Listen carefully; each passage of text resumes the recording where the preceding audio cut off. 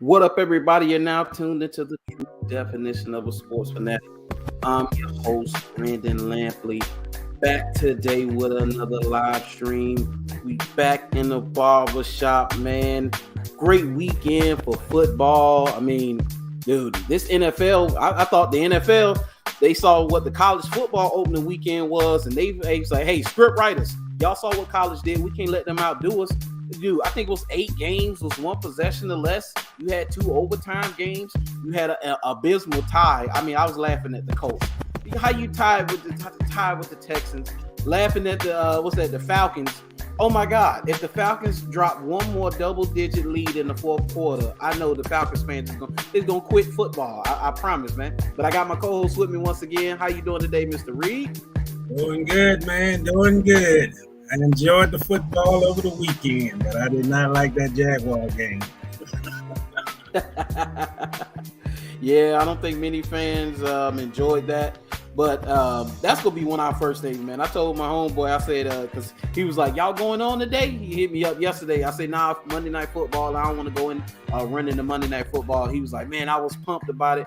I said, yeah, because I got to rip these Jaguar fans. I got to rip them a new one, man, because, dude, can you believe this? You got fans, they out on Trevor already. They say, take the generational tag off of him. He's terrible. Too many missed throws. He's this, he's that. He's not what we thought. We should be looking for a quarterback in the draft next year. And I'm just like, y'all don't deserve nice things. Y'all forget, Trevor was drafted to the worst situation in the league. Let's call it what it is. Maybe you could say the Jets are similar to us, but I don't know about the Jets and the full inner workings, but I know what goes on here. 42 and 118. Worst situation. Abysmal O-line. Not many weapons. The kid is just getting his feet up under him. And let's not talk about last year. Let's not talk about that. Let's not even talk about last year. So cut the kid some slack, man. Yeah, I did tweet, though, that he's got to play better, but the offensive line, I mean, we've been talking about this since last season ended, that they have to improve their offensive line, man. It just, I'm still confused why. And I'm looking at their depth chart right now for this week against the Colts, and you still got Ben Boyd starting at a guard.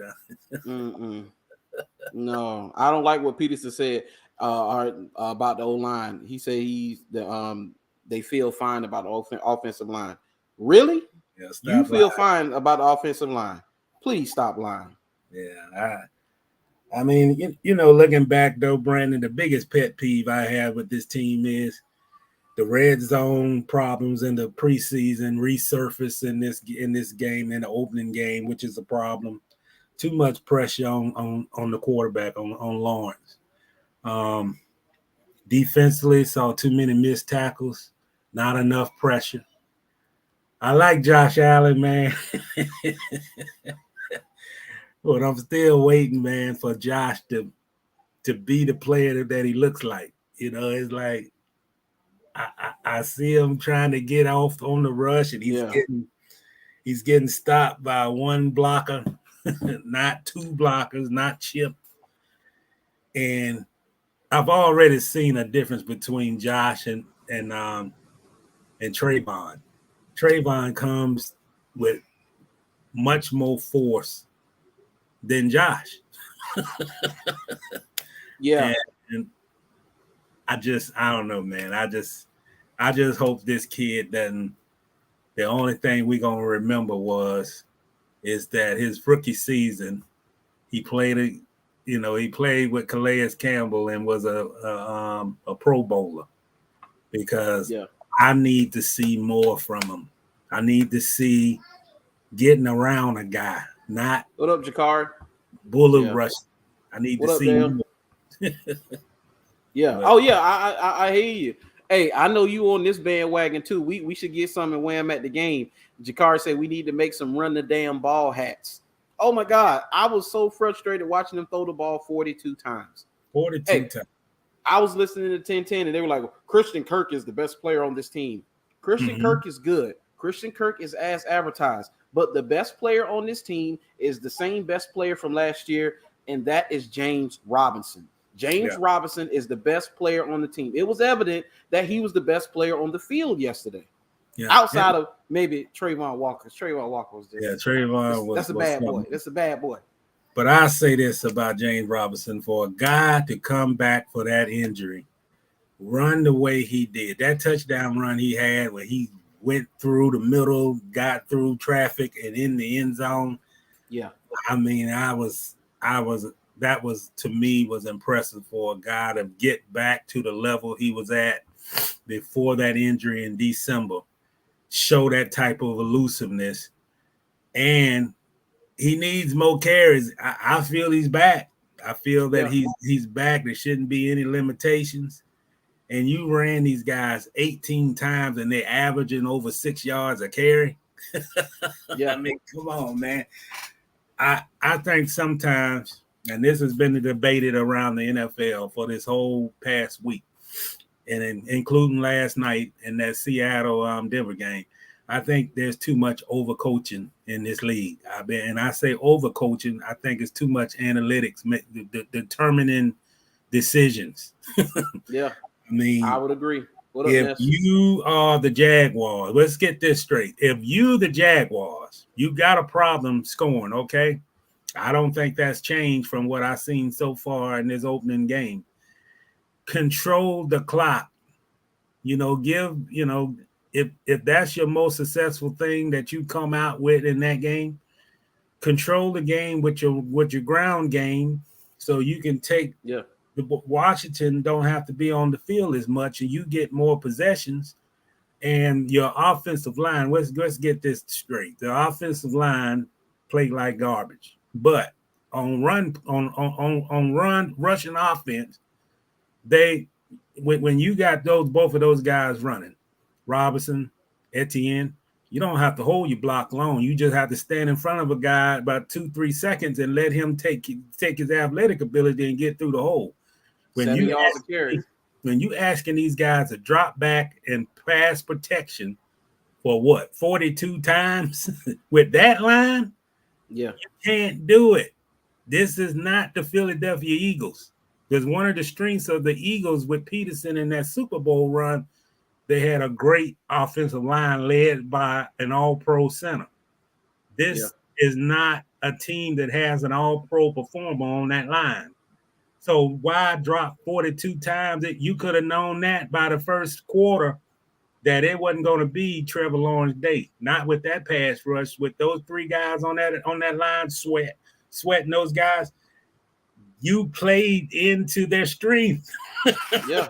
And hey, imagine if Chase Young would have played. I cringe to think about what it would have been like if Chase Young would have played. Dude, Montez Sweat, Deron Payne, and Jonathan Allen killing them, especially the pressure up the middle. Trevor was pressured 20 times in those 42 dropbacks, man. Yeah. Let me get some of these comments. 10 times. Yeah, got hit 10 times. He got smacked a couple of those. Dale Brown with some sunshine. He said the simple fact that we came back and took the lead and left a lot of points on the field is big time. We're learning to win. You don't have to learn how to lose. There's a difference. Now, I will say this. It is very evident that this coaching staff can coach. My homeboy Chris, I don't know if you're watching yet, but Chris told me, he was like, dude, they made adjustments. I thought it was illegal to coach like that. He's like, because Jacksonville teams in the past didn't make adjustments. They made adjustments. When it was 14-3, Washington had all the momentum. Peterson, Mike Caldwell made their adjustments and it took over from there. Momentum swung that way, but lack of execution and penalties is what killed them. Let's see. Seeing Trayvon with tears in his eyes signing them shoes hurt me. Yeah, man. That kid, he wanted that win bad.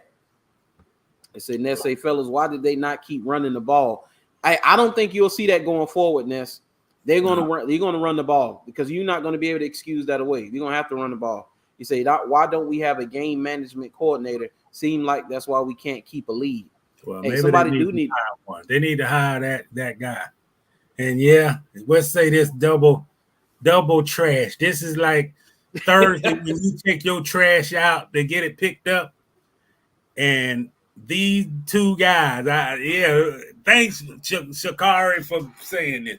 These guys are garbage. I was watching that and I was like, Rayshawn Jenkins make a play since like week 5 of last season. I mean, he don't cover, he don't hit. And Shaq Griffin, I don't care if he was supposed to get safety help or not. You do not let a guy run by you. You don't. You know, you don't let a guy run by you and then talk about somebody said he's supposed to got safety help. No, you got beat, and you can't play like that. I'm concerned about that secondary, man, because Darius Williams looked like he shouldn't have been on the field. I might have would have went with Trey Herndon after a few snaps because, man, he didn't tackle, he couldn't cover, and to be real about it, Brandon, he probably shouldn't have been on the field. He hadn't got enough reps, with the. I was going to say that. And you just toss him in there because what? He played for the Rams and won a Super Bowl when he didn't participate in none of the offseason program. He was limited throughout training camp, and I don't think he played in any preseason game. And you just throw the guy out there. They got problems in the secondary, and it's got to get fixed. Another thing is Devin Lloyd. He looked like somebody who's missed majority of the offseason. That's what he looked like. He's got to understand, man, this ain't that conference he played in last year. Yeah. He's got to get adjusted to the speed of this game. And the Jaguar coaches have to make him get adjusted to the speed of the game because you can't just make athletic plays because you athletic in this league. And teams are going to, when they play the Colts, I'm going to tell you straight up, he's going to probably be a great player, but he may not be a great player in week 2. They're going to expose that lack of experience with this Colts team, with that run game, Yeah, dude, Curtis Samuel looked like Reggie Bush at USC. God dang, dog. I was watching, I'm like, when did Curtis Samuel get like this? I was like, but he's always hurt, though. He only played I think he only played a little bit last year. I don't think he played much at all last year. But dude, I was like, whatever the game plan was, they understood Curtis Samuels was gonna get matched up on those linebackers out of the backfield. Dude, he was running it, catching it. Dude, he was doing everything for them. It was one point he had the hands on the hips. He was tired. I say, man, he tired of beating y'all. They say this is amazing. Let's see what Dale say. Dale say, didn't Lloyd have a sack on the 2-point conversion? Do they count that? There was a penalty on the play, but we declined it. No, they don't count sacks or interceptions or anything like that on 2-point conversion plays, unfortunately. So, no, it's not a sack for him. Shaq Griffin got toasted twice. Yeah. They say Dale say Lloyd will be fine. I think he'll be fine. Yeah, you got to get his legs up under him. And he's a rookie. Yeah, and it'll take him like first 2 games, but they are going to – they're gonna come after him. I mean, you watch that game this upcoming this Sunday. They're gonna come after him. Oh yeah. CJ. He say Tyson regressed back to not getting his damn head around. Yeah, dude. That was last year. Tyson on that catch by Jahan Dotson. Where did Dotson go? What? I forgot what pick he went, man. Like, come on, man. You got to get some guys like why we can't get a Jahan Dotson in the draft, man? Come on. Give me some speed. If you ain't going to give me size, give me speed at least. Well, that's what they need. They need speed. You're right. Speed or size. I would have took Pickett, but hey. I would have took Pickett, yeah. But you got to have a guy. And I'm not against Jones, Zay Jones. But I don't know if he's that speed guy, man. No, I don't know if he's that speed guy, but I will say there was a few times Trevor missed him open. He didn't see him. He threw it somewhere else, and he was open.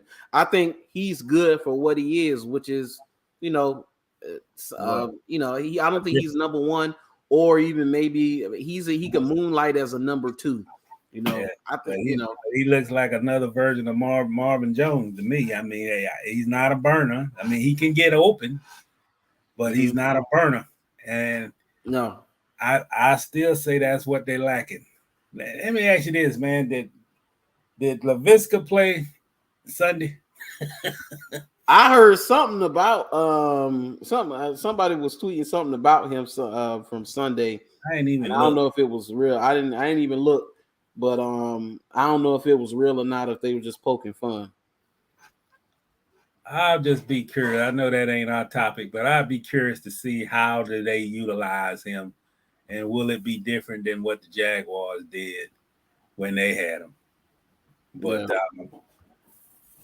I like. He say Chris say LaVisca wasn't even active. Dale, you going to the Indianapolis game? Yeah. We'll be at the Indianapolis game. And let me say this, folks. We paying our hard-earned money to see these boys. And then it's one thing to watch them on TV. It's another one we shelling out our own damn money to go see these guys, and they better not stink the place up. It may not be. We may not never return. At least me. Right.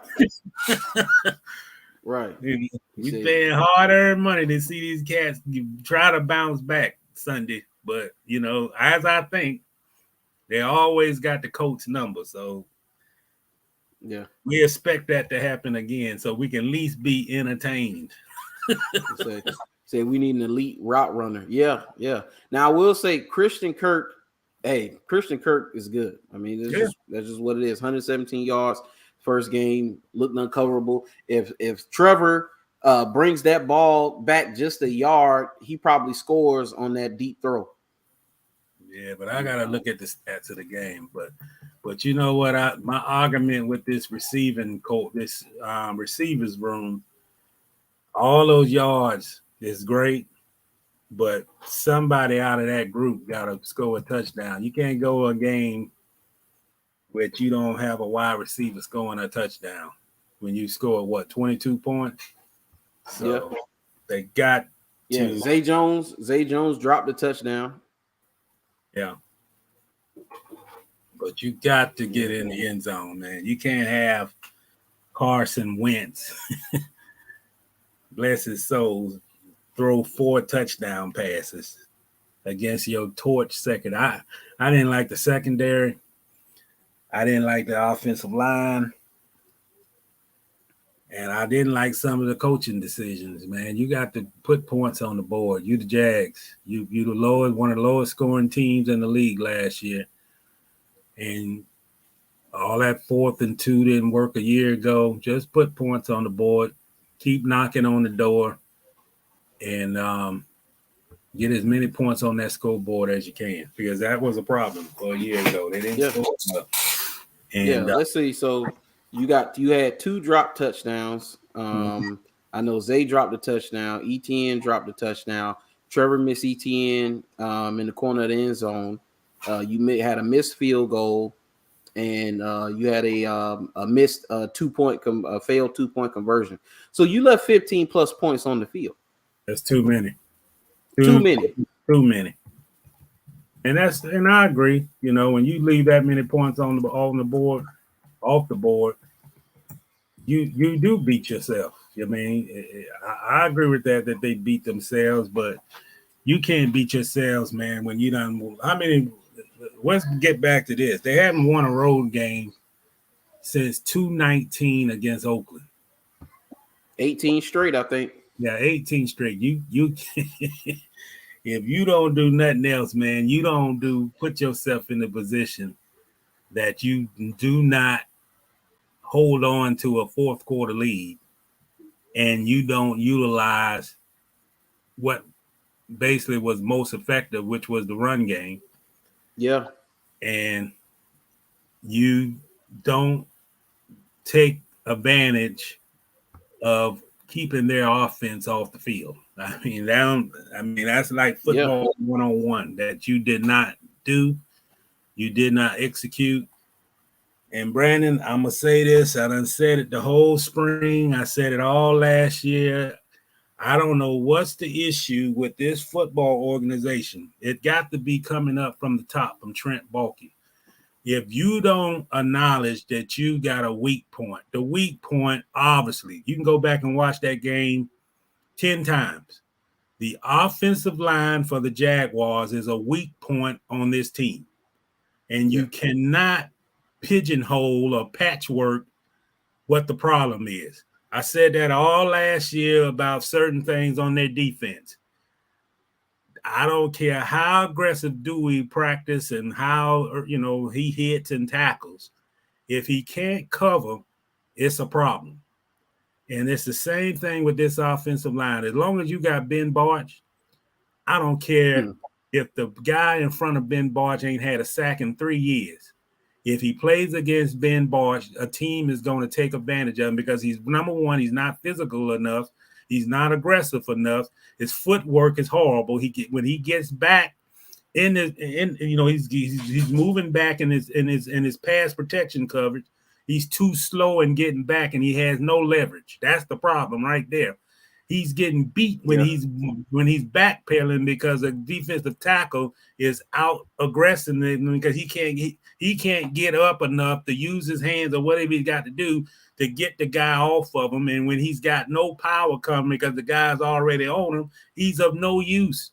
And you can't have a Trevor Lawrence playing quarterback and he's getting that type of inside pressure. And he's a quarterback. Some quarterbacks can throw it under that type of inside pressure. I don't think Trevor is one of those guys that can do that to get the ball out quick enough.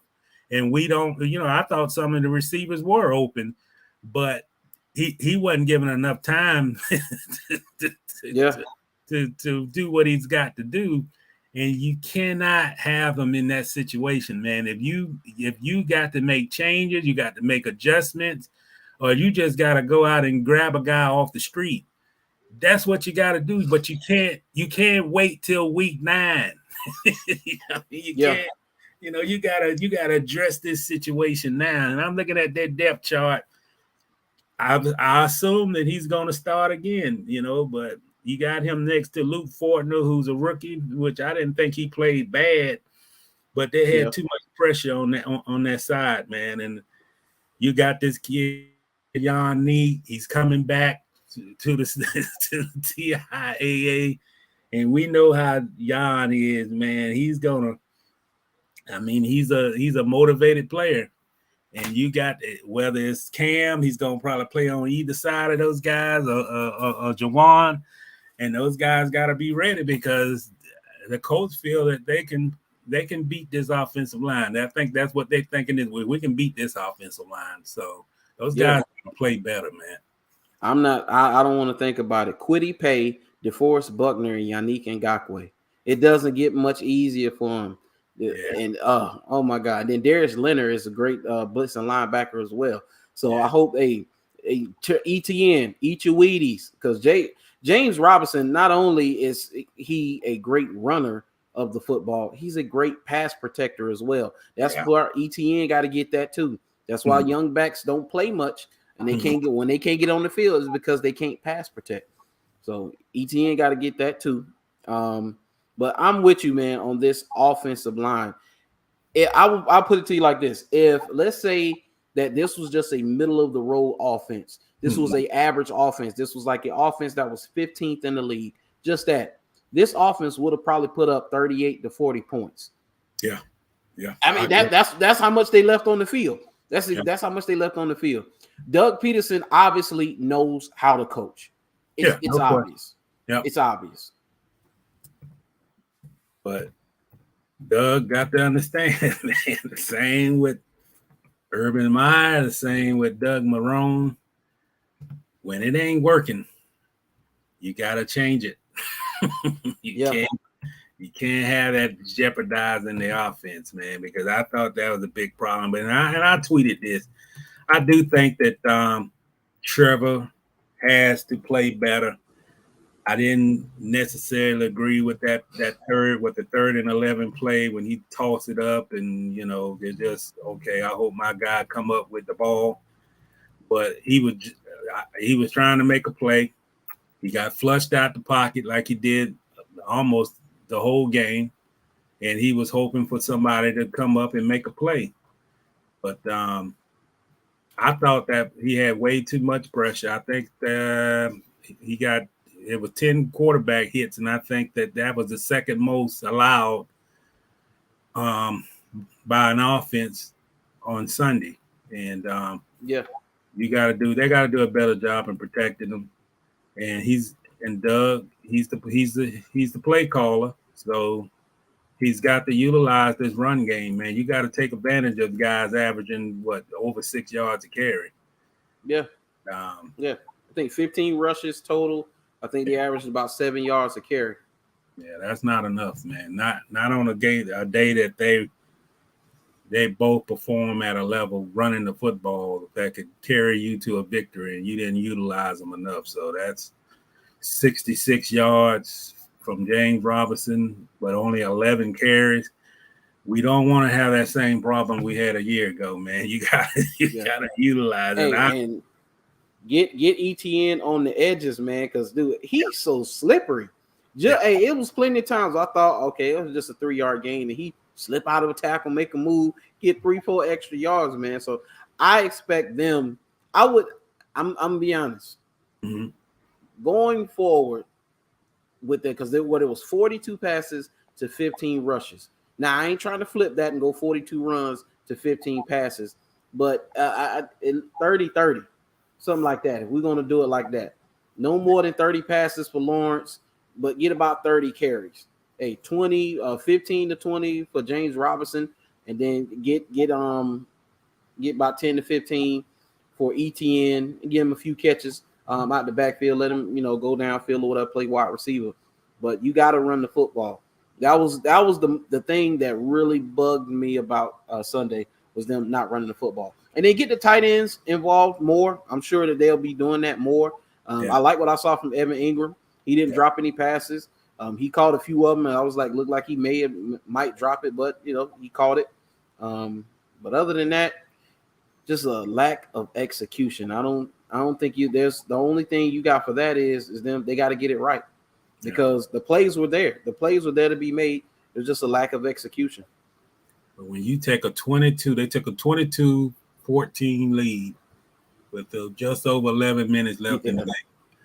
That's when you got to utilize that ground game. You got to keep their offense off the field, limit their possessions, and Jags didn't do that. I mean, that's how you win NFL games. I mean, you don't give them opportunities to get back in the game. And that's another thing, Brandon. I mean, you look at this team, but they were down 14-3. They fought back, regained the lead, didn't give up another touchdown until almost just over 9 minutes left in the game. So even though I thought defensively that they had some breakdowns, but Washington scored 14 points in the first half, and they didn't, they kept them out of the end zone for the entire third quarter until they scored that touchdown with about a little over 9 minutes left. So, but you got to. You got to, I think another problem in the past with the Jaguars is you got to have the game management. You got to know what these situations are to cash in on them, and you got to understand what situational football is. And I think that's been a problem with this franchise for a couple of seasons, that, man, you got to lead. You got to force the action to Washington. You don't want them to get any more possessions on offense than they need to, particularly if your defense is tired. Every defense get tired in the fourth quarter, but you don't want to give up big plays. You give up a 49-yard touchdown pass, obviously the one that Shaq got beat on, but you control. You keep that offense on the ground, because I think, in my opinion, they got two running backs that's capable not just this game's last Sunday, but I think those guys are capable of averaging 6 or 7 yards a carry and controlling the offense with the ground game. They're capable of doing that every week against no matter who they play. Yep. But they got to have the opportunity. You have to give them an opportunity. Like me, I had some doubts whether or not James Robinson would be fully ready to handle a full load on a season open game after going through all that rehab and the seriousness of the injury. But hey, when you see this guy making bursts and he looks to be full goal, there's no problems or anything. I would have saw that in the first quarter. That man, we got to give this guy the ball. Got to give him the ball. Hey, when I saw that Snoop Connor was inactive before the game, I said that told me a lot right there. I'm like, dude, you would think that he would be active because I wouldn't expect James Robinson to get a ton of totes. But when I saw he was out, y'all got Jermichael Hasty, who hasn't played for us yet. I said, okay, that means that he's going to play and he's not going to be limited. They don't have him on a pitch count. But, you know, it seemed like they did. Let's see, Elijah White says Trevor Lawrence with his bad decision making. Some of that bad decision making on him, but also to give Washington their credit. Yeah, they sped the clock up and they forced him into a lot of bad decisions. They did. He has to perform better under pressure. That's his issue. When he did, I seen I think Clay Harbor, former Jaguars tight end, he posted. He said Trevor was in top 10 when he had a clean pocket for quarterbacks for the weekend for his rating. He was in the top 10, but when he's pressured, he was 6th worst. Okay, so that's on him. He got to learn how to perform under pressure. But we got to keep the kid clean, man. He's still learning. Yeah, you got to keep him clean. And I also say this: you also got to adjust your playbook to get him some easier throws in situational football. You know, you gotta maybe you get Christian Kirk on a slant. Maybe you get the tight ends more involved so he can have some check throws, check down throws. Because a couple of times it just seemed like everybody 20 yards down the field, nothing underneath, and he's got to make the most difficult throw under pressure. So you got to make the game easier for Trevor also too, And then you got I think another problem with the Jags is sometimes you do have to improvise. You have to, maybe it's not something that's ideally rubber stamped in the playbook, but once you trying to win a football game and you need 15 yards for a first down and it ain't open, you got to come up with a way to get open. So if you got to run a drag route, slant route, he just needs somebody that's open so he can get the ball to you. But you might have to break off that route. You don't want that defensive back jumping your route or taking you out your route. But it's all about the receivers getting open. It doesn't matter if they broke that route out and ran something different that was ideally in the playbook. But at a moment notice, I've seen this all the time in NFL. Look at the Dolphins. Hey man, when some of those sometimes they do run ad-lib routes, just to get open. If you open for a second, then they get you the ball, and nobody cares about you. You think Doug Peterson goes, well, you should have ran this route. At that point, you just trying to get something. It's a hot route, so you just trying to get open. They do run hot routes, and this team got to do a better job of that. Yeah. Especially when they blitz and he's under pressure coming from the middle, and you have to run a hot route. You got to get whatever it takes so you can get some space on that defensive back. That's what you got to do, and don't run into the coverage. Run outside. Yeah. Don't run. And and something you just said made me think about that. With getting him easier throws. Doug Peterson, basically from the game plan that I saw, he basically was like, the training wheels are off. We're not babying Trevor. And he didn't baby Trevor Sunday. He put the game in his hands. And I guess that's where they wanted to be, So, and it's going to be up to Trevor to answer the call, because I would say Doug Peterson did put him in some advantageous position from time to time. Just the offensive line with the 20 pressures and stuff like that. And people talk about, well, he holds the ball too long. He holds the ball too long. Well, he holds the ball too long sometimes. Not every time does he miss open guys. Every now and then a guy will be open and he miss him. And that happens. It happens with any and every quarterback.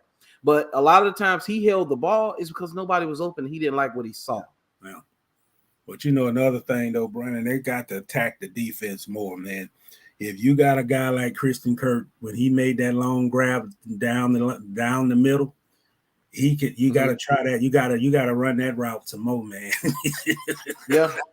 If he can get isolated in a one-on-one situation, they playing a zone and he's isolated. They had a linebacker on him sometime in that game. Did you see that? Jamin Davis was guarding him from time to time. I couldn't believe what I was seeing. Yeah, gotta take advantage of that, man. That's matchup 1-on-1. He can beat a linebacker, so you got to run a route where he can get open space. He's get some leverage, and not leverage. He's getting some space on that linebacker, and you got to take advantage. That's what it is. These games are chess matches, man. You got to, if there's a mismatch with those receivers, and that this guy is not fast enough to keep up with a Christian Kirk, then that's what I'm talking about. You got to have some hot routes into your game plan, because it's all about, the one thing I say about the Jaguars is they got to score more on offense, especially I think this defense. I don't know about the secondary, but I think this season that this defense is capable of having a heck of a lot more turnovers. Forcing takeaways than what they did last year. But I was 9 not last year. 3. Yeah, 9, and they had 3 in this game. They had 3 Sunday. Yeah. But the safety, I don't know what's going on with Shaq Griffin and those guys, though. But they got to buckle up, man. Yeah. Speaking of which, real quick, Chris says was that the first time they've had Cam Robinson pulling? May have been. I don't know. May have been. I don't think I'm trying to remember a time when they done had Cam Robinson pulling. He pulled a little bit when Monroe was here, but early on, and he devastating in the run game. He just got to get his pass pro. That's always been the problem with him. He's a better run blocker than he is as a pass protection. But man, you can't. And let's be real. Like Montez Sweat, Sweet, it's whatever. He's a good guy. He should be all pro. But you cannot allow a guy. You can't get. If you're getting your back pedal and you swinging to protect Trevor, well, you can't you can't do your bend and the guy's already on them. It's like, man, you got to do a better job of planting, turning, and you have no power. That's the whole problem with Ben Barch. You can't get back in your drop back, and once you start planting, he's under your shoulder pad. There's nothing you can do at that point. So you got to always be aware that you got to make the first blow. And I think that's one of their biggest problems. They let the defender come in and hit them with the first blow. And then it's like, if you look at you go back and watch that game, it's 1, 2, 3. They're already beaten. Dude. It's a guy had a tweet, and he showed on Trevor's interception that he threw the ball. Yeah. As soon as the ball was hiked, the line was on the ground. I kid you not, people. I understand that was a bad decision by Trevor. I get it, and he shouldn't have threw the ball downfield like that. Yeah. But as soon as the ball was snapped, the interior line was on the ground. Yeah. Everybody. They were on the ground. You saw that? I saw that video, man. And somebody just got pancaked. He just went backwards. Like in 1 or 2 seconds, he was on his back. And then Cam ran into Cam got knocked into his own lineman. I believe he got hit by the defensive end, and the impact knocked him into Ben Barch. I said, Lord have mercy, man. These guys look like the bad news bears on that play, man.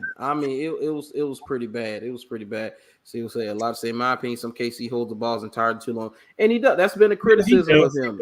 He does. He holds it too long. He said there's one thing I agree with. Urban Meyer said Trevor holds the ball too long, and that's a fact. He also has the least amount of time to throw, 2.88 seconds. So go ahead and talk about that too. Yeah. Hey, Carson Wentz had 3.14. Yeah. So the facts are the facts, man. And then the receivers got to get open. But I also say this, Brandon, the coaching staff got to help Trevor also, because there was not enough check down passes. And I don't understand, why were the tight ends not utilized? I felt they wasn't utilized enough. You know? Yeah, that's what Elijah just said. He said he can't believe they ain't put the ball in Dan Arnold's hands. He was out there. I don't think he got a single target. So you got to, hey man, I don't care if you throw a 6-yard pass. You throw a 6-yard pass and make a completion, and it's first down. You got 4 yards to get a first down. That's when you utilize your running backs. You know, you don't have to. I think another problem with the Jags is you don't always have to hit the jackpot. You don't. Trevor doesn't have to throw 50-yard passes for this football team to win. And when you have an offense, I mean, we're only based on last season, but you have to control the clock, because I don't know if we're in this position where the Jaguars are going to score like the Chargers. You know, they're not going to be that high-octane offense. So you got to utilize what you have and take advantage of your run game. Definitely. Yeah. Yeah, absolutely. Open up the passing game. Yeah. He said we need a Greg Jones type fullback. Sure, and they run the ball without a fullback. You know, James Robinson is masterful, man. He is. And we could use a fullback, but man, go get me a stud guard. Please. What I want to see to open up the offense, you have Travis and James in the backfield together on certain plays. Put them in the backfield together. Yeah. He saying we are trash in the red zone. Dude, we were awful in the red zone. Yeah, awful in the preseason, awful in this game. And who knows, it might be awful this Sunday against the Colts. You gotta execute in the red zone, man. You have to execute in the red zone. It's a must. Field goals are not going to get it. Well, let's talk about that, man. And I heard this on the radios, but I agree with what was said on it. It should not have taken the Jaguars 6 months to get their kicking situation rectified, and I don't think it's rectified yet. It's nowhere in the world the Jaguars went through an entire offseason and didn't come up with a kicker until a week before the week of the season opener. Yeah, that's unacceptable, man. Yeah, that should have been addressed in January. Well, once he got hired or something, but nowhere in the world this football team should have been signing a kicker that late at the end of training camp. After you done signed, what's the guy, Santosa, you know, the biggest kicker in the NFL who couldn't get out of training camp, and you just holding on to guys that I don't agree with that decision, man, because you know what? Kicking is important if we don't already know that. Yeah. And you should not have a position at this point, particularly as important as the kicking game, that you're unsure about. That's unacceptable. Yeah, it is. It's unacceptable. And we talked about that. We said that. But hey, look at this right here. This is the last play for the Jaguars on offense. Just watch the offensive line. Just watch it. Watch that offensive line. What? This is the worst play by far in the game. Yes, Trevor Lawrence had a completely terrible pass, but these guys got annihilated. Dropping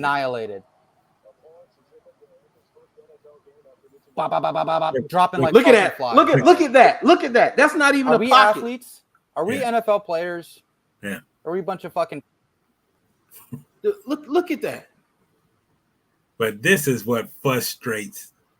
I'm a fan now. I admit it. I'm a fan.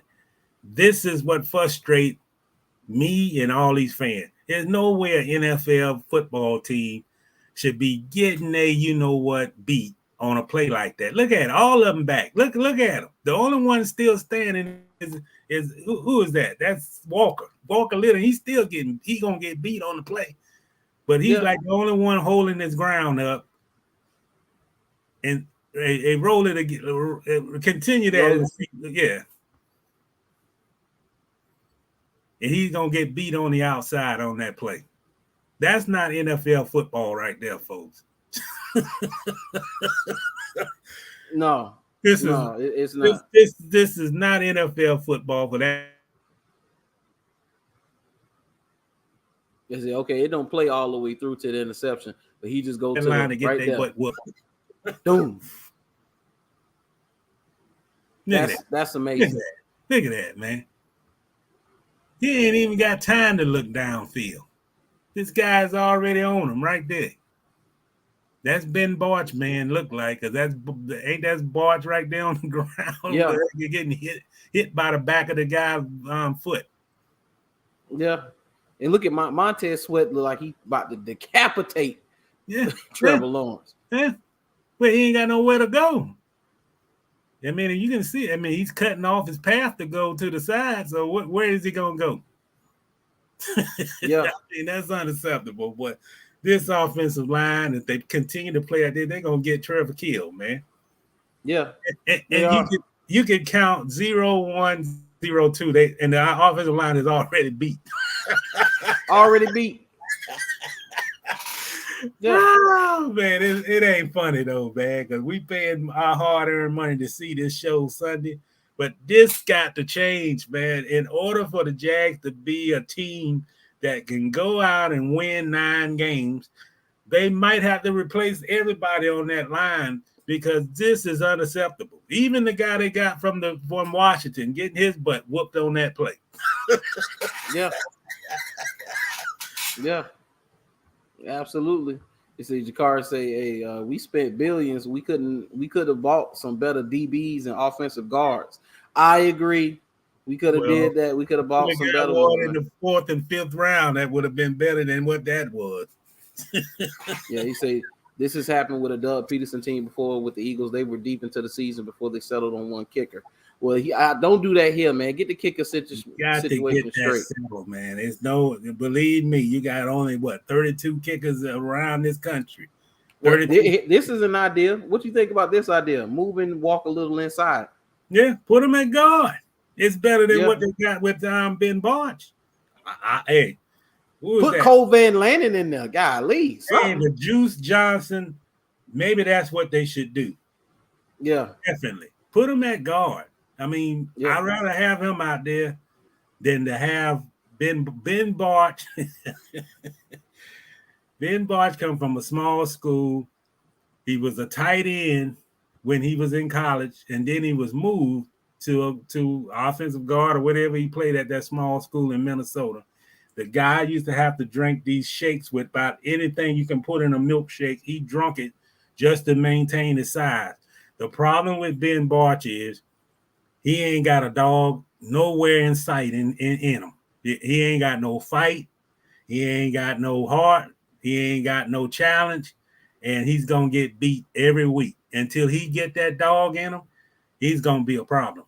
And that's the bottom line. I seen it in the preseason. In that game against Pittsburgh, they were whooping his butt just like he got whooped in this game.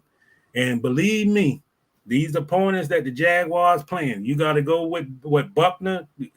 I mean, they'll move the defensive linemen around to take advantage of a mismatch any day. But this guy is, he's a liability. Yeah. And I don't think it's going to change. I don't think this is just a one bad game streak. I don't think he's got a mean streak in him. The one thing I say about Jawan Taylor, I didn't know he had it in him, but he's got a mean streak in him. You know, he will get down and physically win the battle. He didn't do a lot of that last year, but he will get down and physically win the battle. I don't see Ben Barch doing that at all. Ben Barch get hit hard, and he start backpedaling. So Chris brought up a good point just now. He said that was one guy that knocked all 3 of them down in the middle. So let's go back and let's review this once again. So if you look at it, because the other 2, they look like they stunt, they just move around. Mm-hmm. And I think that's got to be Jonathan Allen. Yeah. Right So, there on there, yeah. Right there. You see all three of them up. These two on the outside, 96. You already see where Montez Sweat is on the outside with Cam Robinson and the other D tackle. Watch, those two are going to be up, and I think that's 92 right here in the middle. He's going to put them on the ground. Yeah. No, okay, no, that was the outside. That was the other D tackle. Put him on the ground. That was one guy. Well, who that on with his back on the ground? Was that Fortner? Who is that the play where ain't there a Jaguar player right now on his back? Dude, you got two of them on their back. Let's see. Yeah, Fortner. Look, Fortner got turtled. Fortner got turtled. Oh, he looked like a dead cockroach. Oh my goodness! Look at that.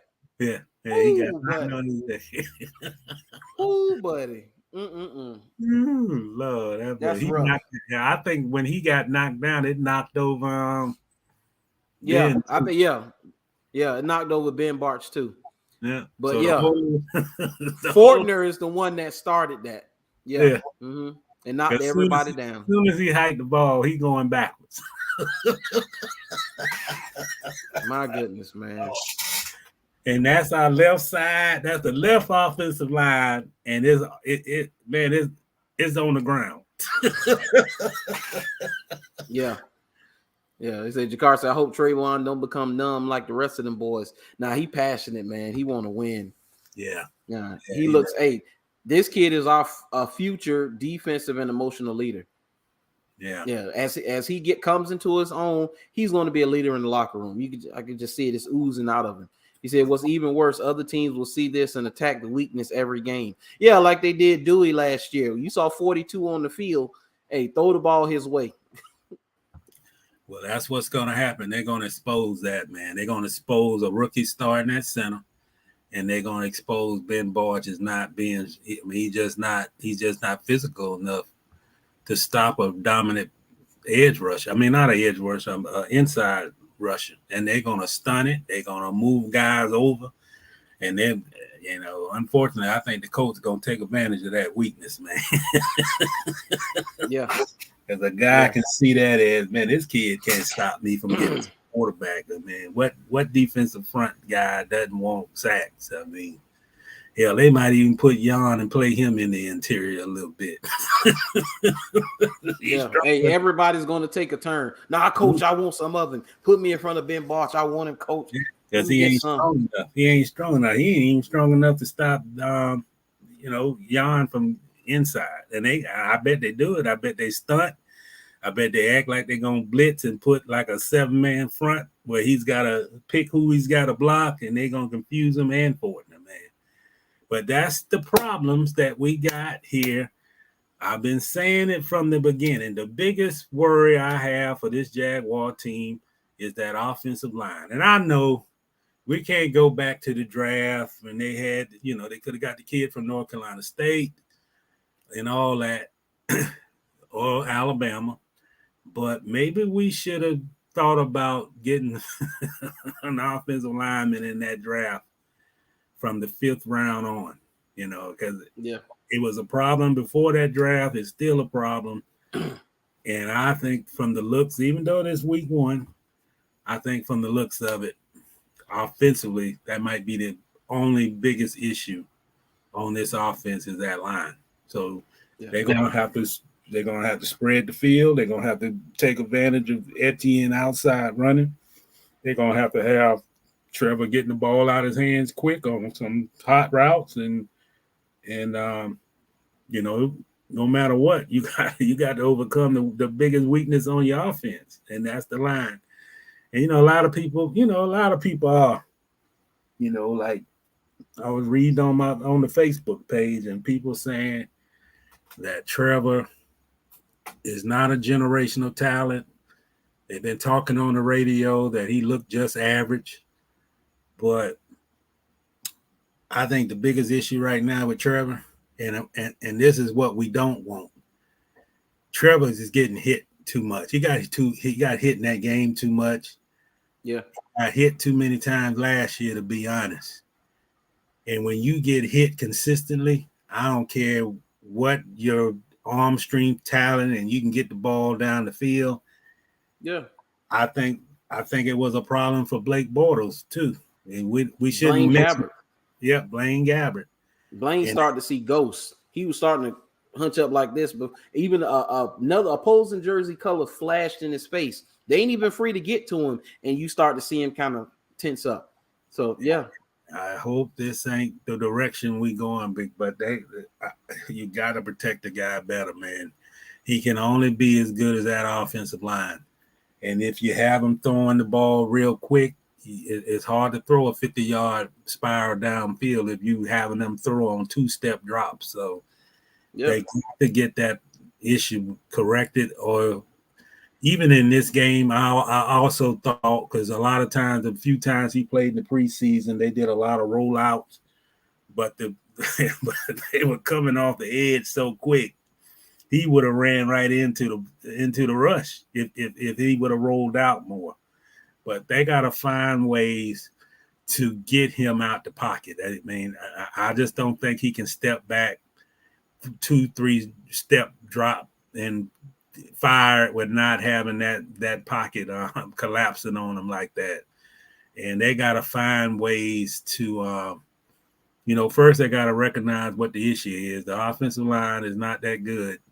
And then you got to utilize him more. Maybe I would roll him out more. I think he got to have the mindset that he doesn't have a pocket, because the pocket collapses too quick. So roll him out, give him time.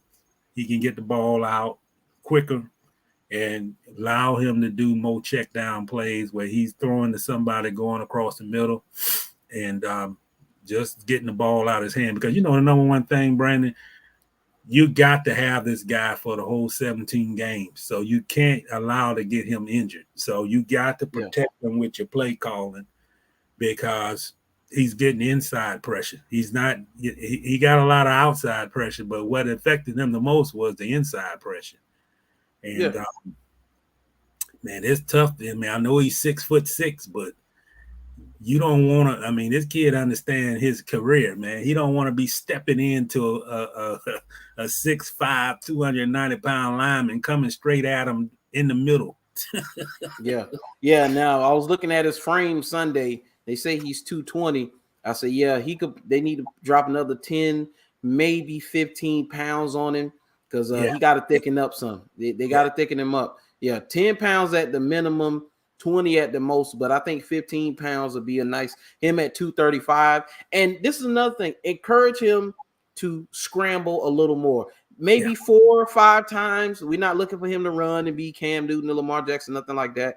Tell him to get down, protect himself. But when it's not there, the boy got legs. I mean, we know that. We've seen that. Get out and encourage him to run more. Yeah. So. And then and make him go outside more. You got to get that pocket extended. The pocket got to get extended. And you're right. If he got to utilize his feet, hey, it's all the same. You want those first down markers moving, and you want to have drives. I don't have a problem with 13-play drives, 14-play drives. Making sure that you utilizing your offense and diversifying it. So, and like you said earlier, I think that Doug Peterson took off the kid gloves on him. I think just what you said. He said, we're going to have this quarterback win the game for us. Then I think that's some of the reason why he put up 42 passes. Yeah. So, well, we're gonna leave it right there. So see, it's 8:26. So we're gonna speed it up a little bit, get up out of here.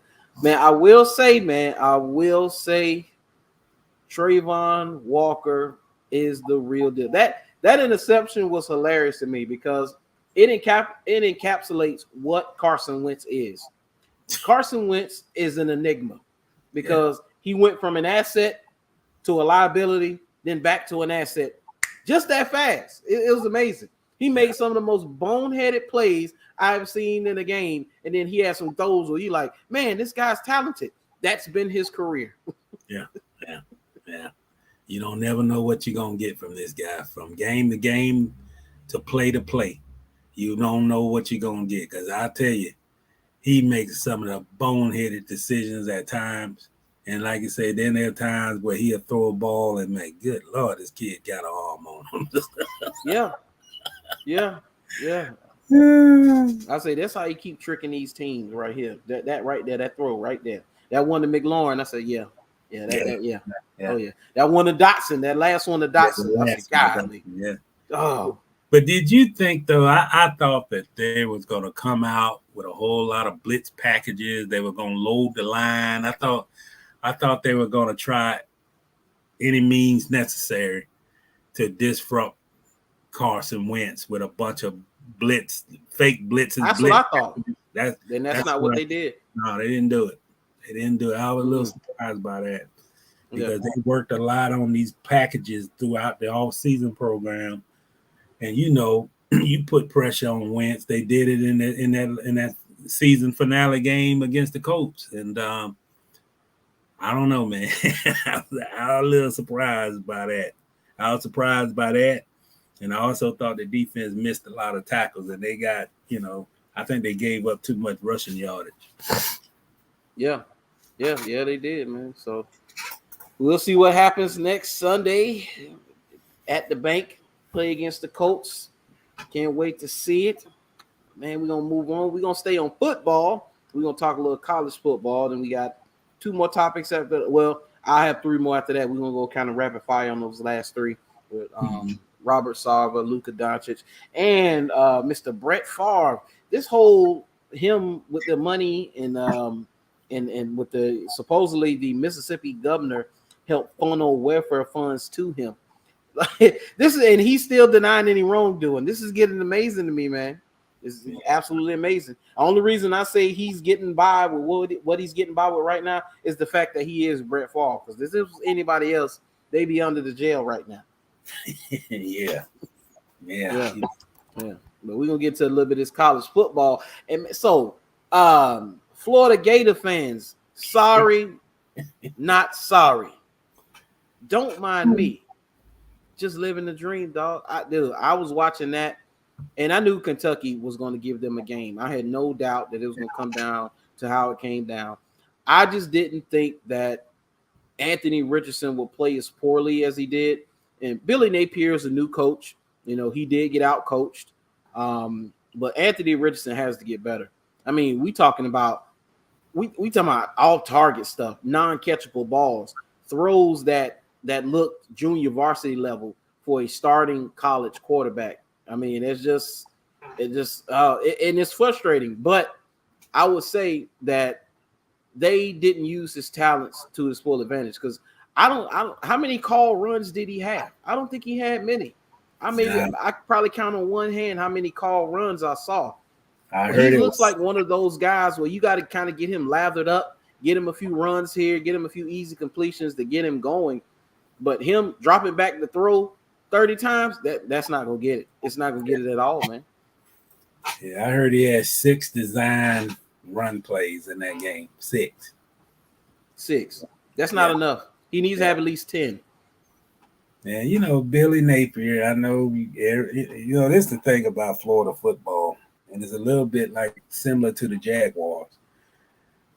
College football is similar to the NFL football, man. Sometimes you play teams that match up well with you. The one thing I watched that Florida game from start to finish. You cannot run the same playbook that you ran against Utah. And it looked like they went with the same game plan, sort of. Bad quarterback play spilled it. But you got to change up things, man. You can't, even the passes, there's too many passes that was like roll out screen passes on the corners.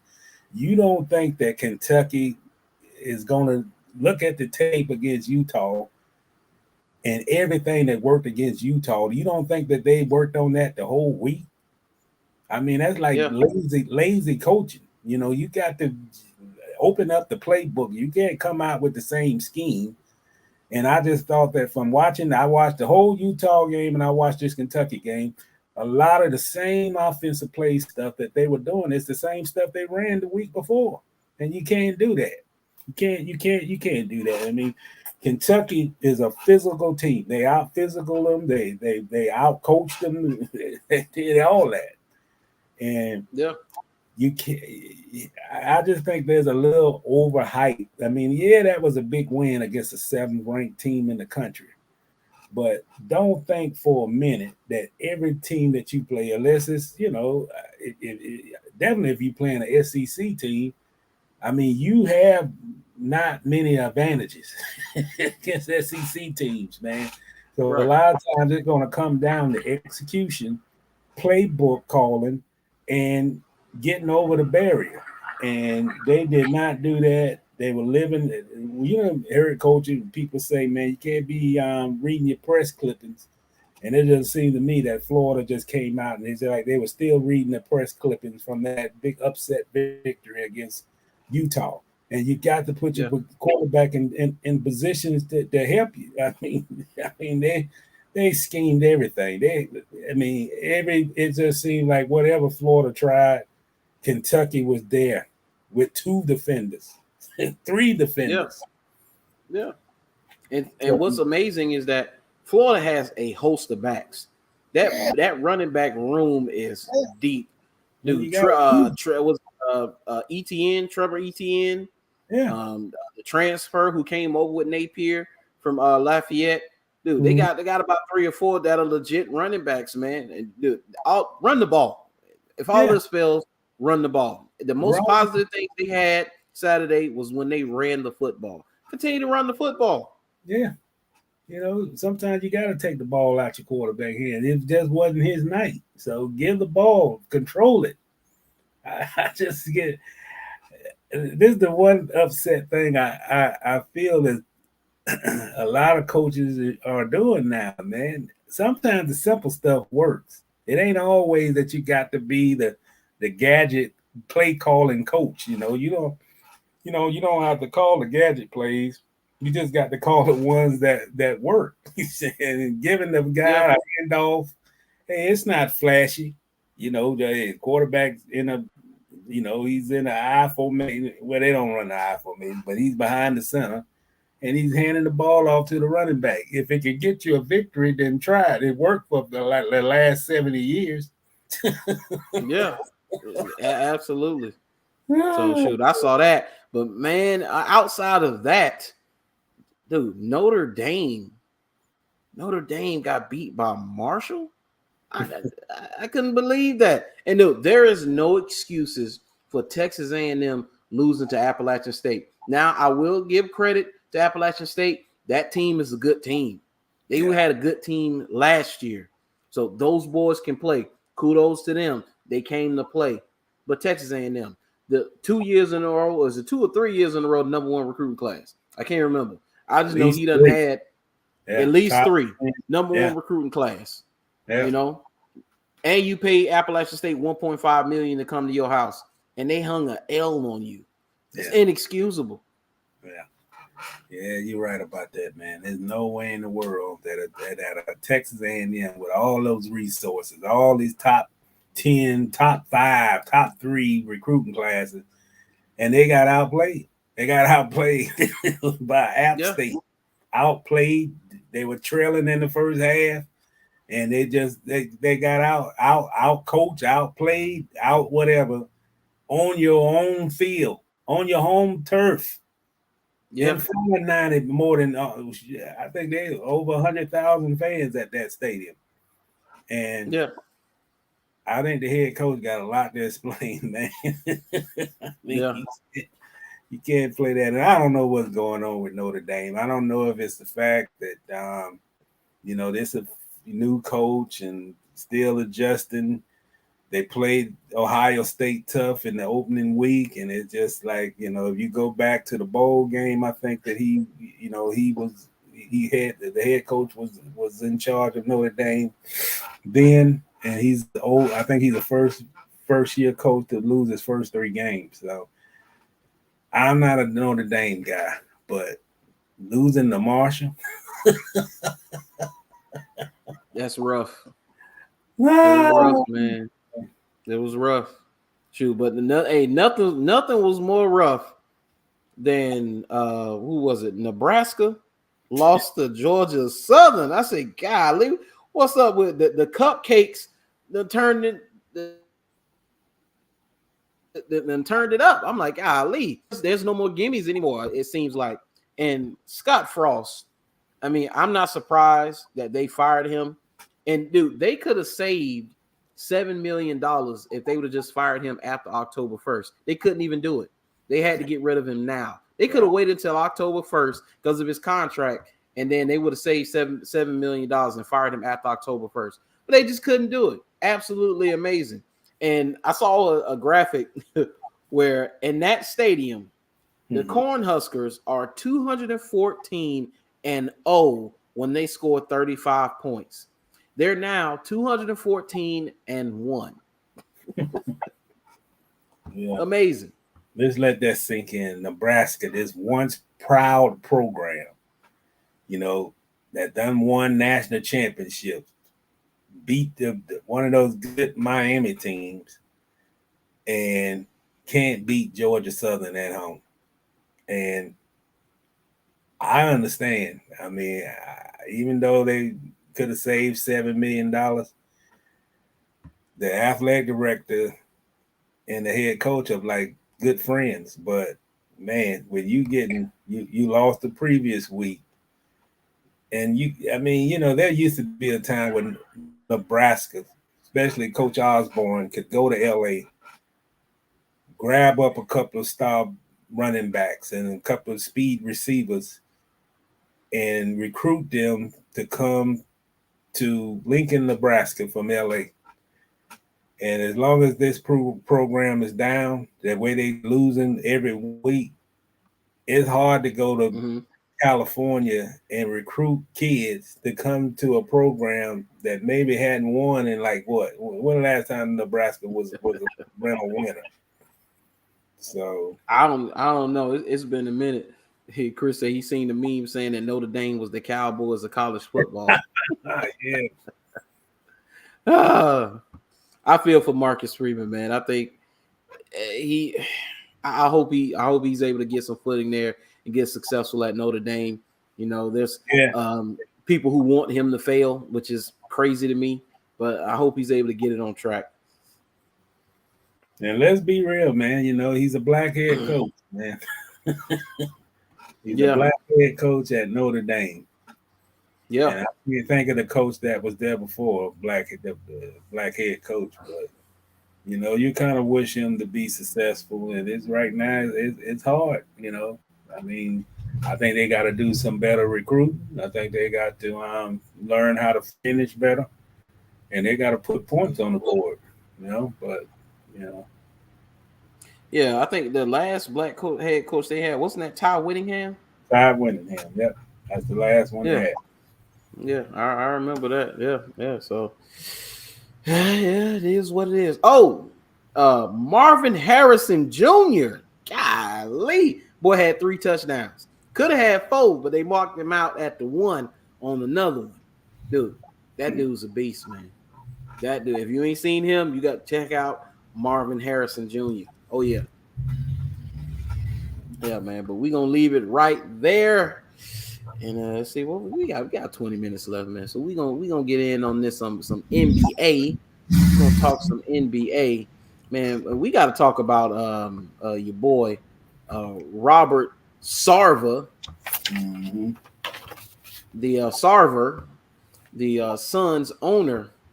And dude, just listen to some of this. He's been suspended for the season, and he was fined $10 million. But once again, the punishment doesn't fit the crime. It doesn't. The same with the Miami Dolphins. The punishment that they got did not fit the crime that they committed. Same thing here. So the NBA's Robert Sarver investigation found that he talked about a sexual act in condoms at all employee meetings, told a blowjob story in a business meeting, told the female employee you've never seen anything this big while preparing to take a shower at a team facility. Pause. The NBA's Robert Sarver also found that he emailed pornography to a small group of male employees. Dude, everybody knows you don't do stuff like that on the company email. What are you doing? Come on, man. Everybody knows that. dropped his underwear unnecessarily while a male employee was performing a fitness check on him, danced pelvis to pelvis with a male employee at a holiday party, and asked the female employee if she got an upgrade, which was I guess she had a breast augmentation. He asked her, did she get an upgrade? Told the pregnant employee that she couldn't continue an assignment because her baby needs their mom, not their father. Now, when I hear this stuff, I'm like, okay, I mean, do you have what kind of documentation do you have of this? Is people just giving their stories or whatnot or whatever? Because hey, it could be people with an axe to grind against him in the organization. But the NBA investigated and they found out a lot of this stuff. So you found hard evidence that some of these things, if not all of these things, occurred. $10 million and a 1-year fine is all you gave him. It's absolutely disgusting. Yeah, I agree with you, Brandon. And I don't know, man. I'm not a big fan of. I like the fact that Adam Silver is a guy who's willing to make change to try to draw more interest, like some of the things he's done with the All-Star game and that kind of thing. But Adam Silver, the same with the NFL commissioner. I think he's too lenient. I don't. The one thing I can say about David Stern, and let him rest in peace, is that David didn't care what public opinion was. He didn't care if you didn't like him. He didn't care if somebody criticized his decision. It might even be somebody in the NBA office that criticized that he might have overstepped his bounds, or it was too forceful and take away attention of players because some of the forceful decisions that he made. But the one thing, the difference that I see in Adam Silver and David Stern would do anything to protect the league, and there was no I think Adam Silver is a lot of inaction. I think he has to rely on too many people to come to a judgment on a decision. And a lot of times when he makes decisions, it's based on, well, I don't want to lose any fans. I don't want a whole bunch of negative publicity going into training camp. I don't want anything take away from the game. Well, David Stern, I mean, the examples is almost strikingly the same. Donald Sterling, racist, said racist statements. He even told it was a third party who exposed him. It was the lady he was seeing exposed him, recorded what he was saying. And he, it was racial, things that he said. And these actions are similar. And I thought that everybody thought that, it's fact that David Stern's decision was swift. It was forceful. He did consult. He consulted the LeBrons, but he made a final decision that this guy cannot be in our league. We are not going to have a racist as an owner in our league. We cannot have that. We stand for diversity, and we got a guy who basically don't like black people. And now we got this owner here for the Suns, that, and he said the N-word along with this other stuff that you said about what he did and investigated and confirmed after the investigation from the league. Oh, I didn't know that. Yeah, he said it 5 times. I saw something and read it.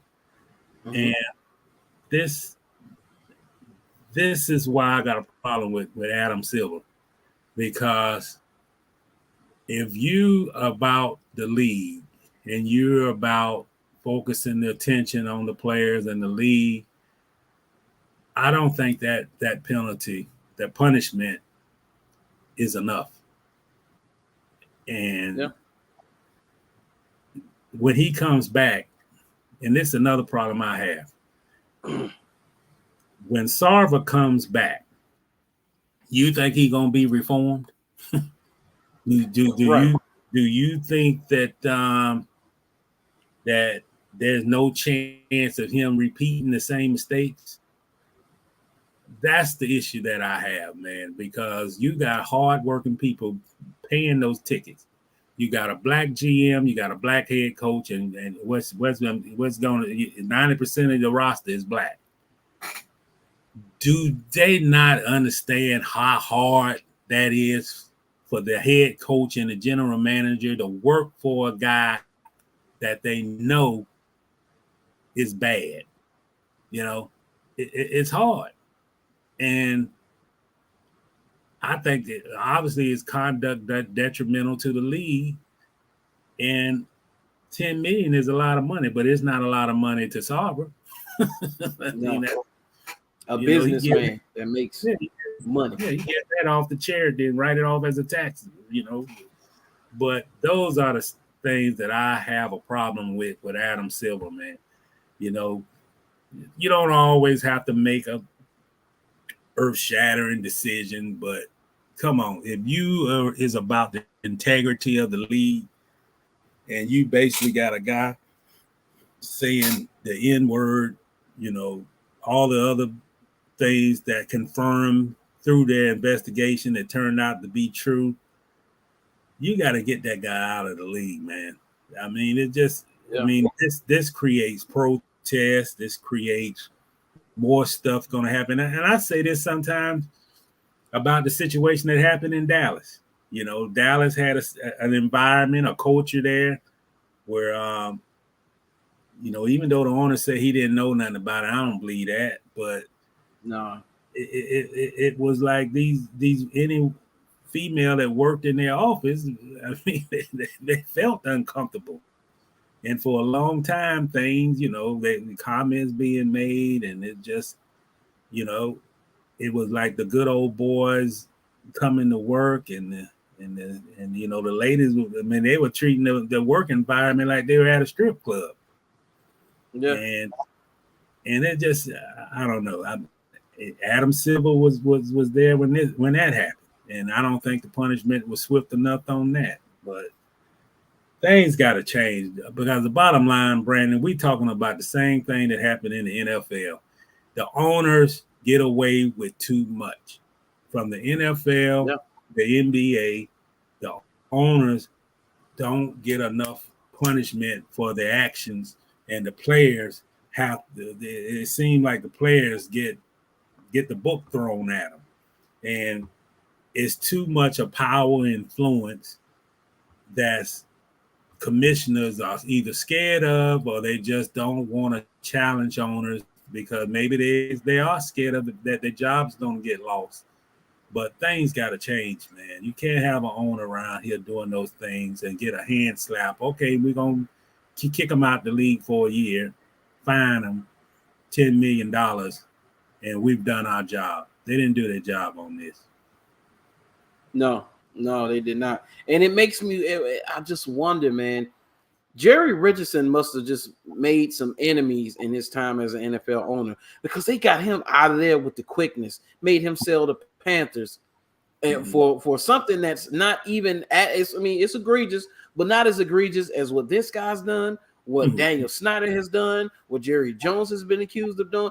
I mean, come on, even Robert Kraft, and they got Jerry Richardson up out of there with the quickness, man. It's amazing to me, man. But you know what? The biggest problem was Jerry Richardson.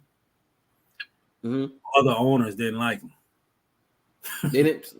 There it is. They didn't like there him. It is. He was even arrogant to the Jerry Joneses, and they didn't back him. Then that was the difference. Daniel Snyder is backed by the other owners, particularly the owner of the Patriots and the one in Dallas, and that's the difference. Yeah, that's the. Hey, and I said that. I said the reason Daniel Snyder is not out as the owner of the Commanders is because he has influential people in his back pocket, meaning Jerry Jones, meaning Robert Kraft. Yeah, it's that simple, man. Jerry Jones, Robert Kraft, those guys carry a lot of weight. Yeah, and the NFL commissioner don't want to tango against those two guys, man, for whatever reason. I think they have enough power between those two that can influence enough owners to vote him out. And he knows it. They almost did it. A couple of years ago, they almost did it. Yeah. And I think that's what he's afraid. And the only reason they weren't able to get him out of there is because of the money he made the league. Yeah, that was it. You can't replace what he brought to the league as far as money. Roger Goodell is good for business. That's why he's where he is. If he wasn't good for business, they would have got him out of there. Yeah, and that's the only thing that saved him. Oh man, this guy bringing in $4-5 billion to this league, and our pockets are getting bigger. They allow Jerry to have his own revenue from whatever, all the television, and he's getting all that money. And Kraft got this coming in and that coming in. They said we got to keep this guy because we don't know who we don't have an idea we can replace him with. Yeah, it's that simple, man. It's that simple. So even though he has to acquiesce to them, he knows what kind of power he has as well. So I mean, it is what it is. I like what Chris said here. Chris said players will have to take a stand like the Clippers did with old boy. Yeah, if the Adam Silver will have to listen to the players. He would have to if they would take a stand, because as soon as the dollar and sterling stuff came out, you seen what and Chris Paul is on this team. Chris Paul can't seem to get away from these type of owners because he was on the Clippers team when this happened. He was on the Clippers team. And the players ought to, I think the players ought to be united with this, man. This stuff got to stop, man. When you're talking about an owner who, bless his soul, he hired a black GM, he hired a black head coach, Monty Williams, but it's the soul. It's when a guy says stuff like that, that's his true meaning. That's who he really is. And the other stuff is just, I'm a tolerating this, I'm for diversity, but deep down in my soul, I got another conviction that I hide behind closed doors, but this is how I really feel. And that's why you have to get guys like him out, man, because it's just like a contradiction. I say this all the time about the league. I mean, you got signs on your football field about end racism, but then again, you don't have enough black head coaches. That's a contradiction. I mean, you should be the front runner, not the league who hide behind the shield we're going to do this. Every year we hear the same thing. Oh, we're going to look at this. We're going to study this. We're going to do this. Then you got a head coach that was out there in a national televised game who can't even make a decision to win a game and going for a 64-yard field goal when you got quality black coaches that wouldn't think about making a dumb decision as he did. And that's the issue that I have right there. He might be qualified. He was in Jacksonville, but did he keep his job in Jacksonville? No, he didn't. Did he do a coaching job as an offensive coordinator when the Jaguars played New England in that AFC Championship game? No, he did not. So, yeah. So, it is what it is, man. So, but we're going to leave it right there. We're going to get into this last topic. And, Luka Doncic is embroiled in this unusual trademark dispute with his mother. Let's see. Oh, man. Hold on. I got to get another one. I thought this one, I thought I had already done this one. Yeah, I hate when they put it behind the paywall and pay to see our content. I'm not paying you a dime to see this content, man. You got to be crazy. Let's see. Where is it at? There we go. Luka Doncic's mom. There we go. Let's see. There we go. All right. NBA star Luka Doncic is in a trademark battle with his mom. So star Luka Doncic has gone up against the best in the game, but his most recent opponent may be his most formidable, his own mother, Mergine Potterbin. I know I messed that up. Last week, Doncic filed a petition to cancel against a trademark of his name that is currently owned by his mom. Doncic is a three-time All-Star guard and a 2018 NBA Rookie of the Year. According to court documents, he wants Potterbin to transfer ownership of Luka Doncic 7 back to him. He said, how did she get ownership of his trademark in the first place? See, growing up as a basketball prodigy in Slovenia, Doncic has played the game at an elite level since he was only 16. At that time, according to court filings, he relied on his mother to provide assistance and guidance for his off-the-court business opportunities. This assistance includes filing various applications for his trademark. Now age 23, Doncic, who recently signed a $215 million deal with the Mavs, wants full rights to all of his trademarks. I have to look forward to as I continue to grow as a player and a person, and it's important to control my own brand and focus on giving back to my communities, Doncic said in a statement. They said in a matchup with his mother, Potterman, a former model with over 55,000 followers on Instagram, she has publicly praised her son, calling him my favorite player, my pride, but now she has refused to hand back the rights to her son's name. The decision has caused Doncic to take legal action, claiming he revoked her rights to his name in 2021, and she abandoned any right to it because she is not selling any goods related to the trademark. This is the better legal claim because U.S. trademark laws requires actual commercial use of a trademark to maintain any trademark registration, tweeted U.S. trademark attorney Scott Gerben. I ultimately expect Luka to prevail in this matter. Yeah, I expect him to prevail as well because, yeah, she has nothing behind it. She's not selling anything, not moving any goods. So, but this could get mean. This could get ugly. This could get nasty because, once again, this is family. And as crazy as this story sounds, this story is not uncommon with, I would say, entertainers, period. Just not in athletics, but entertainment, period. Parents and their children and them doing things like this. Dude, you heard the countless stories of football players talking about stuff like this, Mr. Reid. What's that? Philip Buchanan, his mom sent him a $1 million bill for raising him when he got paid. Tyron Smith, the Cowboys left tackle, has a restraining order against his mom because of the way she's acted in the past. I mean, this stuff is known how parents act. Kobe Bryant went through something like this with his parents, with his old goods and his high school stuff. So, I mean, it's unfortunate that these guys, someone who's supposed to be your rock to help you guide through turbulent times, you're basically venturing into a space that you've never been in before. You're dealing with all type of people trying to pull you every which way. And the people that you think you can trust the most, you can't rely on them, man. It's got to be tough. Yeah. And then I think I was talking to Dawkins. I think his wife said something about like, well, why would you want to keep him away from most of the people he grew up with on the north side? And it's like, well, his life has changed. He ain't that kid no more talking about Brian Dawkins. Brian Dawkins, yeah. It's like he's not the kid no more who went to Reigns and when you reach the stardom, things are different, man. You don't want everybody at sometimes feel that you owe them something, and the list get extensive. You might have an uncle you ain't spoke to since 2 years old, and he wants a claim of your riches. So yeah, I think this is something similar to that. But the mom is the toughest thing, and especially when you have a situation like Doncic got with this one with trademark and this seems to me it'd be something that they can settle without a court battle.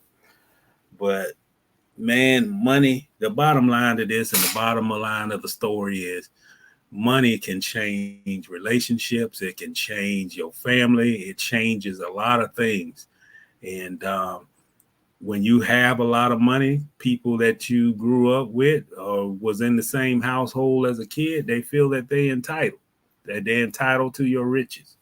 And another thing about this topic is a lot of times this is what happens in death when it happened with Prince, when you don't have a will and you got people just come out the will out of nowhere laying claim to the riches, and sometimes it like in Prince's situation, it was family members that he didn't even associate with, and that's greed is a real thing, man, and that's why I tell people all the time. Some people don't want to talk about life, a will and testament, and all that, boy. But man, that's maybe one of the most family split ups.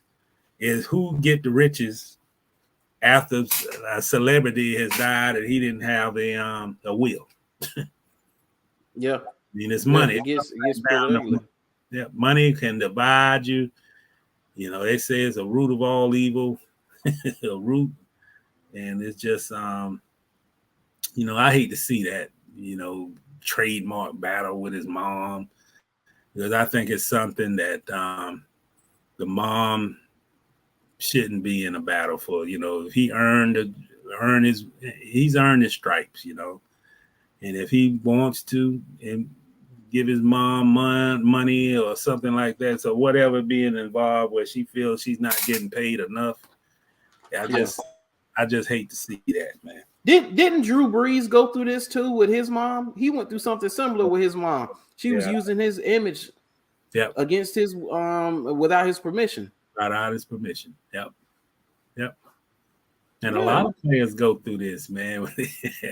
You know, sometimes it be their best friend, their buddy from high school or something, and they trying to, you know, gain money through without, you know, not permission from the player. Yeah, man, that is crazy. You see, Chris say he said I was just watching the Whitney doc. He said didn't know her dad sued her for $100 million. Money corrupts. I did not know that. I think I heard about that. That is amazing. That is something I did not know about. I had not heard about that. But man, that's insane. Yeah, I just hope he's able to resolve this and they move forward. Maybe they repair their relationship. Which one of the things I did hear, supposedly one of his mom's former partners, the company that they shared, was one of the ones who held the trademark, and the guy supposedly won't release it either. So either the mom has released hers, and now the guy supposedly he has a share of it, and he won't release it. But like you said, they're not selling merchandise, not doing anything like that. So this matter should be settled fairly quickly. You know, he can get back to basketball. So, man. So, what's your final thoughts, man, on this football weekend we just had opening up? Your NFL kickoff weekend, man. What was your final thoughts on this weekend? Well, college football, it tells me that, hey, just because you're a Power 5 program and you got all the major facilities and the money, it don't mean a thing if you can't get the W. And another thing is Alabama, man. I watched that game against Texas. And that was a hell of a game. And I was shocked that they had to go through that much to pull that game out against Texas. But it's exciting, man. You know, it's exciting to see where a team like Alabama can't go into Texas and put up 50 points and win by, 6 touchdowns. So, yeah, parity is there. The NFL, but relating to the Jags, I like some of the things I saw with the Jaguars. But, as we discussed on the show today, man, they got to address the biggest weakness, and that's their offensive line. They got to get better with that line. Yeah. Have to get better with the line. Absolutely. And man, shout out to Lucky, man. He's supposed to be going to University of Texas. He's going to become a Longhorn. I know he commented last week. He was talking about Texas, and he was caping for us boys. But when I saw the line move to 20, I thought that was like, they're not going to beat them by 20 points. I thought that Texas would put up a better fight than that. And, dude, they really put it up. And what was obvious in that game is that Alabama does not have the speed that they had on the outside last year. No, they don't. No, they don't have it. Now, what they do have now, they got backs. They got backs. They got backs on backs. Jahmyr Gibbs is great, too. The transfer from Georgia Tech is good. McClellan is good. You got a good Latu tight end. That offensive line is decent. But outside, those guys, those Texas corners, dude, I thought they had Champ Bailey and Ty Law back there the way they was covering them boys up, man. But, Alabama got a great quarterback with poise. Because he made a throw on that touchdown pass, but he sidearmed that play and pushed out the pocket and had to really literally sidearm. And he didn't even like he had enough strength to get that ball in there in the end zone. Yeah. He made a play to win the game. He's a Heisman Trophy. He played like that, he'll get the Heisman Trophy with number 2. Yeah. Hey, and he going top 5 in the draft. He play like that, man. Build to be damned. It's like, oh, he's small. Yeah, he's 6 foot and he's slighter build. He got a frame he could put weight on. That kid's going high in the draft. You could bet on that. Yeah, he got a high football IQ, and he got a strong arm to be a guy that's not 6'5", 230. Yeah, knows how to win. Knows how to win, man. But man, I appreciate everybody for tuning in. Make sure y'all like, share, and subscribe. Follow me on all of my social media. Follow Mr. Reid on Twitter. I seen you was tweeting up a storm. I saw you there, man. You getting it in. Hey, you let them know Ben Barch. You did your little your exposition on Ben Barch. I said, yeah, he pointing it out. He breaking it down for him. Yeah, man. Yeah. They gotta do something with it, man. You can't be a guard in the NFL and you ain't got no giddy up or no fight. He ain't got enough fight, man. Yeah, he ain't got that dog in him. That's what it is. You get punched, you gotta start punching back and Bart. He said, okay, I surrender. Yeah. He go and put his hands up, man, and then like, man, I think the coach gonna expose him, man. I hate to say it, but he gotta get some dog, man. He gotta go to the dog pound or something. He gotta talk to the junkyard dog and wear a chain or something, but he gotta get something in him, because right now, he ain't got what it takes, man. Yeah, he ain't got what it takes. Walk a little to left guard. Yeah, do that, man. Do that for sure. But man, once again, appreciate it. Until next time, we will be back with more live streams. We'll talk to y'all later, man. Peace out. Peace out.